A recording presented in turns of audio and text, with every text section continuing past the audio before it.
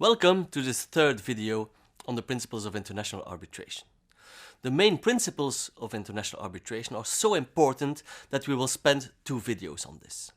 In this video, you will learn what the main features of international arbitration are. We will also distinguish international arbitration from other forms of dispute settlement, in particular judicial settlement. Judicial settlement is settlement through recourse to international courts and tribunals. What are the main principles of international arbitration, and how does international arbitration differ from international courts and tribunals?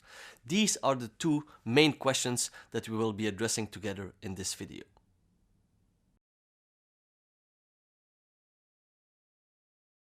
Arbitration, together with judicial settlement, are the 2 main methods in international law to settle disputes in a binding manner.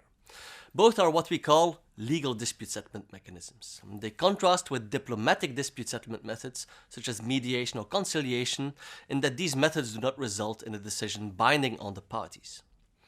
The first and main principle of international arbitration thus is that the outcome of the arbitration, the arbitral award, is binding on the parties. The binding character flows from the fact that the parties to the dispute, by choosing arbitration to settle their dispute, accept in advance that they will be bound by the outcome. You will find provisions of the binding character of arbitral awards, for instance, in Article 34, paragraph 2 of the UNCITRAL arbitration rules. I will come back to these rules in a couple of minutes. The second, and probably the most fundamental principle of international arbitration, is that arbitration is designed by the parties to the dispute themselves. This is called the principle of party autonomy. This implies that it is the parties to the dispute who choose the arbitrators, the procedural law, that is the law that applies to how the procedure will be conducted, and finally also the law applicable to the settlement of the dispute, the so-called applicable law.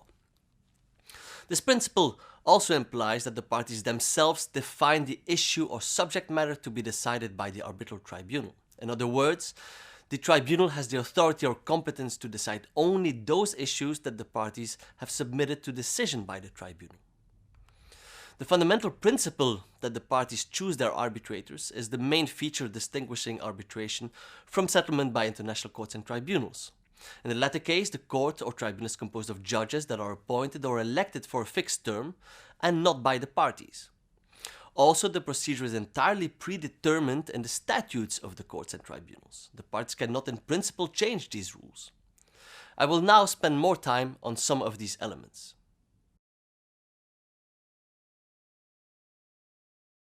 As far as the composition and structure of arbitral tribunals is concerned, parties can choose freely how many arbitrators will compose the tribunal. Typically, tribunals are composed of 3 or 5 arbitrators. Sometimes the dispute is referred to a sole arbitrator or a tribunal composed of 7 arbitrators. For interstate arbitration, the recent practice is to appoint a 5-member tribunal, and for investor-state arbitrations, the practice is a 3-member tribunal. Usually, the parties themselves each appoint an equal number of arbitrators, that is, each 1 or 2 arbitrators in case of a 3 or 5-member tribunal. The remaining arbitrator, who will act as president of the tribunal, is appointed jointly by the party-appointed arbitrators or the parties. In case of disagreement, an appointing authority usually is identified who will appoint the arbitrator if the parties disagree or if one of the parties fails to appoint its own arbitrator. The appointing authority usually is the Secretary General of the Permanent Court of Arbitration or the President of the International Court of Justice, but it can in fact be anyone. It is important to point out in this respect that all arbitrators, including those appointed by the parties, need to be fully independent and impartial. This stands in stark contrast to the historical examples mentioned in the previous videos, such as the J Treaty arbitration, where the appointed arbitrators often saw their roles as an extension of diplomacy. Independence and impartiality implies that the arbitrators should not have any ties, family, financial or otherwise, to the parties, and that they have not prejudged the case.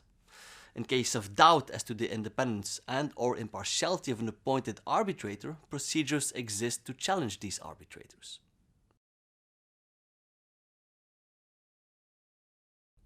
The procedural law, as said, is freely chosen by the parties. Here, I need to reiterate a fundamental element I explained in the first video. that is the distinction between ad hoc arbitration and institutional arbitration. In institutional arbitration, the institution to which the dispute is submitted will function with its own rules of procedure. This means that this choice implies the use of the specific procedural rules of that institution. There are, however, exceptions to this principle. A notable example is the Permanent Court of Arbitration, which allows the parties to use other procedural rules than those of the PCA itself. For ad hoc arbitration, the choice of the parties as to which rules they will use is entirely open.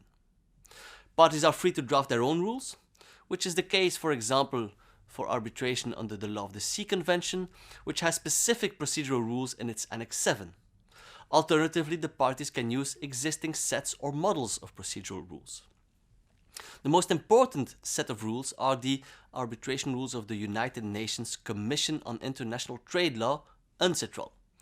These rules can be used for interstate arbitration, investor-state arbitration, and international commercial arbitration. The rules contain provisions on, for example, the constitution of tribunals, the conduct of the procedure, the powers of tribunals in relation to evidence gathering, and the effect and form of the award. I invite you to have a close look at the UNCITRAL arbitration rules, which you can find on the course page.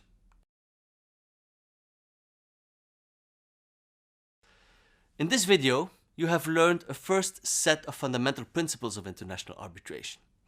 You have also learned how arbitration is different from settlement by judicial means, international courts and tribunals. In the next video, we will continue the overview of the fundamental principles and notably how arbitration can be agreed upon.